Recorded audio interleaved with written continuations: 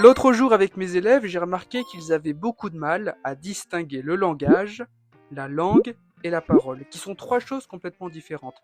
En fait, ils n'arrivaient pas à comprendre le système de la langue en général.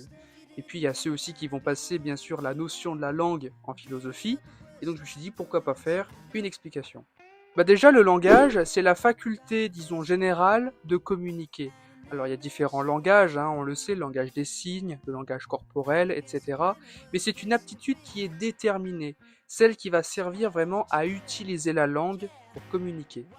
Tandis que la langue, c'est un système de signes. Alors, qu'est-ce que c'est qu'un signe? C'est quelque chose qui est produit par un locuteur, ça va être un fait linguistique. Mais ce signe-là, c'est quelque chose qui est perçu par autrui. Et donc, de fait, ça sert à la communication. C'est une communication qui est intersubjective, c'est-à-dire que ça se produit entre deux sujets parlants. La parole, quant à elle, ça va être la matérialisation du langage quelque part. Ça va être la voix, ça va être l'intonation, ça va être vraiment cette forme de matérialisation de cette langue que l'on a en nous, cette aptitude de communiquer. De fait, en français, on a trois mots pour parler du langage. C'est ce qui fait d'ailleurs la richesse de notre langue. Tandis qu'en anglais, ils en ont qu'un seul, c'est le mot language. Et donc, ils ne comprennent pas forcément tous les aspects de la langue et tout son système. Dites-moi si vous connaissiez cette distinction et peut-être allez-vous la restituer dans votre prochaine copie.